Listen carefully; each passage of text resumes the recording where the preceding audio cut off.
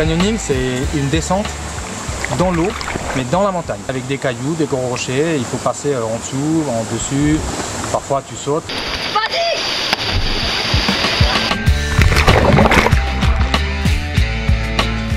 Et quand même dans la montagne, l'accès est libre. Mais moi, si tu viens pour une première fois, je conseille directement à avoir un guide. On dirait qu'il n'y a pas beaucoup de fond. Donc là, directement, ce que je fais, je vise ça parce que je vais descendre avec la corde. Et je vais voir ce que ça donne. Donc il y a moyen de sauter. On va se mettre sur la marche et une main contre une paroi et l'autre contre l'autre paroi. Il faudra bien se plier avant de sauter et on se laisse tomber, on ne saute pas. Normalement, le prix pour une journée, c'est 50 € par personne, d'accord, et tout est compris pour l'activité. Le baudrier, la combinaison, le casque, tout. L'équipement, c'est vraiment indispensable. Il y a une partie de l'équipement qui fait partie de la sécurité et une autre partie de l'équipement, comme la combinaison, qui est très important pour la température. C'est-à-dire l'eau, elle est froide. Et on a vraiment besoin de se protéger de cette température. Il peut être de 10 degrés, 11 degrés.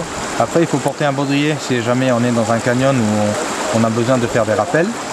Et en plus de ça, le casque, qui est très important parce qu'on peut recevoir des coups ou il peut y avoir des chutes de pierre. Avant de s'aventurer dans un canyon, le plus important, c'est de bien savoir la météo.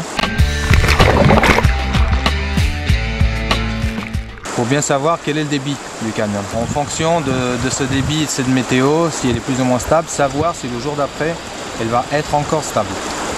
Ou le soir, parce qu'il peut toujours avoir une grosse averse, surtout maintenant en été où il peut pleuvoir à partir de 18h, 19h, ça peut être un gros orage. Et le jour d'après, peut-être que c'est pas praticable, ça peut être même très dangereux. La condition physique que l'on demande, c'est un minimum d'endurance.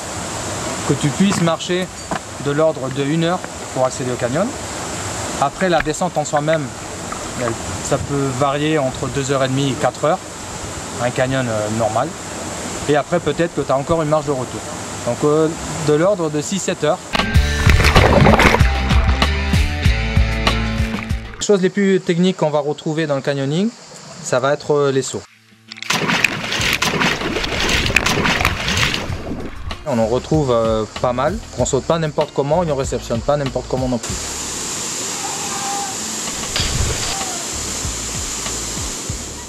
Quand vous allez arriver dans l'eau, très important de bien fléchir. Pourquoi? Parce qu'il y a des moments où il y aura du fond et il y a des moments où on peut sauter, il n'y a pas de fond. Mais il y a moyen de sauter. Vous pouvez sauter avec les bras comme ça pour vous stabiliser un peu, mais dès que vous sentiez que vous allez rentrer dans l'eau, ou bien vous mettez les bras vraiment dans le corps comme ça, ou comme ça. Pour les toboggans, c'est la même chose, d'accord? Les bras dans le corps, on se laisse, on fait le toboggan, et quand on arrive dans l'eau, pareil, on fléchit.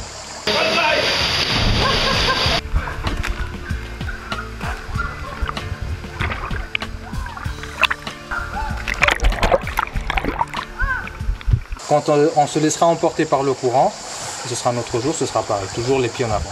Si jamais tu touches un obstacle, tu fléchis un peu avec les jambes et après tu continues.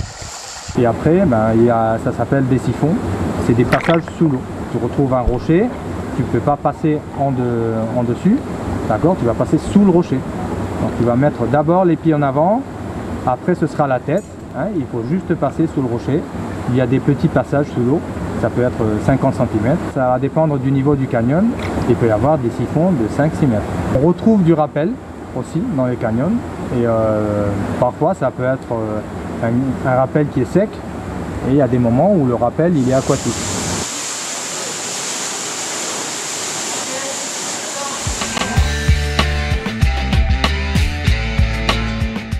Ici par exemple dans la Sierra de Huara, qui est situé dans la région de l'Aragon. C'est le nord de l'Espagne, on n'est pas loin des Pyrénées. C'est un lieu très réputé parce qu'il y a vraiment beaucoup de canyons, à peu de kilomètres à la ronde, à portée de tout le monde. Et en général, les groupes qu'on a, ils ne sont pas homogènes. Tu peux te retrouver dans un groupe, un enfant de 9 ans et une personne de 70 ans. Et on peut faire que tout le monde s'amuse.